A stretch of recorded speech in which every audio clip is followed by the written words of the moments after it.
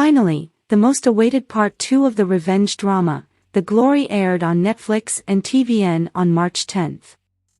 The whole episodes were released simultaneously and we wouldn't have had it any other way. Fans finally got to witness the wreck Dong-Eun left in her wake as she gets her revenge, by making the bullies destroy themselves. The big bullies finally got what they deserved and then some more. We hope the moral of the drama isn't lost on bullies. The writer really penned a masterpiece tackling the disturbing issue of bullying and its effects on the bullied. The actors brought each character to life with an award-winning performance. While some fans are satisfied with the ending, some are clamoring for a part 3. Who wouldn't want to see how Yeo-Jeong will get his revenge? Today, I'm going to explain the ending of The Glory Part 2 with some speculations on how Yeo-Jeong would get his revenge on the mindless killer. Make sure to stick to the end as we satisfy our curiosity together. But first, make sure to subscribe to this channel and turn on your notification bell for all things drama. After Part 1, fans expected Part 2 of The Glory to be all about Dong-Eun's revenge. And I must say, she didn't disappoint. What makes Dong-Eun's revenge interesting is the fact that she never for once hid her intentions. She was truthful in her quest for revenge and even gave some of them a moment for repentance, which they threw back to her face. She told Do-Hyun of her plans for his wife Yeon-jin and gave Yeon-jin a last chance to make amends. The thing is, the bullies never took her seriously and thought they were beyond her reach. So she taught them. She orchestrated a masterpiece that made them turn against each other for their own selfish reasons. The chain reaction started with Myung-oh. She brought Yoon So-hee's name back to life by exploiting Myung-oh's greed. Myung-oh went ahead to blackmail his so-called friends, which ultimately led to his death. How could he still have the guts to call Ji-Yeon the B-word in such a condition? She had to finish the job Yeon-jin started. She then exploited Lee Seri's illegal weakness. She enticed her with drugs as she was going through a terrible withdrawal phase. Of course, she fell easily for it, not minding she was at the house of God. This led to her arrest and beef with Yeon-jin. The lack of accountability and sense of entitlement of this group of friends made it easy for Dong-Eun to manipulate them. Ji-Yeon, seeing Lee Seri's arrest as an opportunity to get back at Yeon-jin, who she has always been jealous of, planted seeds of discord in Seri's mind which made her expose Yeon-jin as a bully. When Seri discovered it was all Ji-Yeon's doing, she attempted to kill her by sticking a pen in her throat. This made Ji-Yeon lose her voice, which she had used in laughing at Dong-Eun's misery. What a befitting karma. On finding out Ji-Yeon had lost her voice, Jae-joon ditches her. This made Ji-Yeon tamper with his eye drop, which indirectly led to his death. I must say, Jae-joon suffered one of the worst fates. Do-Hyun committed the perfect crime. He made sure that Jae-joon's body will never be recovered by pushing him into liquid cement, burying him alive. I understand Do-Hyun's anger towards Yeon-jin and Jae-joon, but who would have thought that he was capable of murder? How is he going to explain to Yi-sol that he killed her biological father?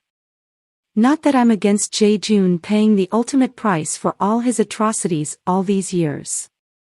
But it seems like only the men paid the ultimate price with their lives. Dong-Eun's mother made me lose it for a minute. How could she betray her daughter for money for the second time? How could she side with her daughter's bully?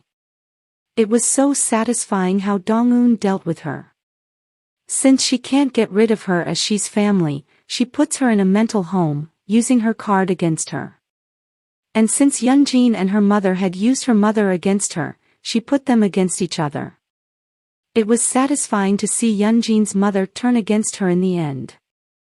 I think this broke Yeon-jin's heart the most.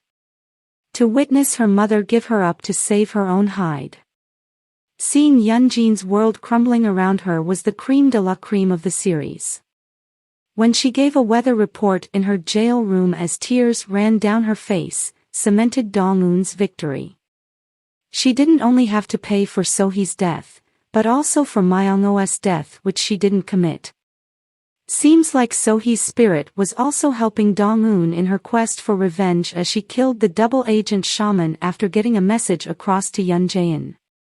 In the end, Yeon-jin had no one by her side, just as Dong-Eun had wanted. After getting her revenge, Dong-Eun decided to commit suicide, but thanks to Yeo-Jeong's mom, who was on time to stop her. This goes to show that revenge is really a double-edged sword. It also takes a piece of the avenger.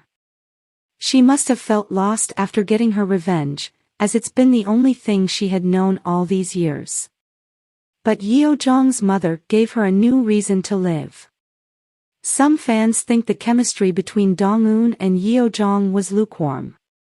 I felt the same with this kiss scene. But I think their relationship is one built on mutual understanding and trust. I think the writer didn't want to take from the main theme of the drama, which is bullying. This time, Dong-Eun decides to become Yeo-Jeong's headman, just as he had been for her. Befitting, as she owns her second shot at life to his mom. They say, man is a complex being. How could Ji-Yeon kill Sung-hak just because he wanted to meet his son? Yes, he is a psycho, but there's no justification for his actions. He is purely evil. He didn't stop at killing him but made sure to remind Yeo-Jeong, his son, of it every month. So I can understand if some fans want a part 3 just to see how he will get his karma. Since Dong-Eun is now involved, I believe he will get a befitting karma. She began by getting Tae-yuk's mother to move him to Jisan prison. To do this, they roughed him up in Cheongsong prison. She also recruited Hyun-nam, who has been down without her daughter. Then she embedded herself into prison affairs by becoming a volunteering teacher and leading a book club. Yeo-Jeong did the same by becoming a prison doctor in Jisan prison ahead of Young Cheon's transfer. Strategically, he does good deeds which provide him with some favor to call in with some of the inmates. The look on Young Cheon's face when he realized he was a doctor in his new prison makes the need for part 3 worthwhile. Yeo-Jeong plans on delivering a painful death. He plans to make him live his hell on earth by making him paranoid and scared for his well-being. He has to be careful of what he eats, those around him, and even the pills he takes. What a terrible way to live. And if you observed, he's already in need of a doctor due to his broken leg and bruises. This will make him easily accessible to Yeo-Jeong. But as he plans not to be caught, he'll get his revenge strategically, without getting his hands dirty, just as Dong-Eun did. The series ended with Dong-Eun and Yeo-Jeong declaring their love for each other as they step into Jisan prison. With both of them working together, Young Cheon is bound to get a well-deserving karma. Wish we can see it.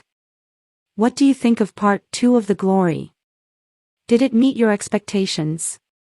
Let me know your thoughts in the comment below. If you like this content, give it a like, share, and turn on your notification bell for all things K-drama. Thanks for watching, bye.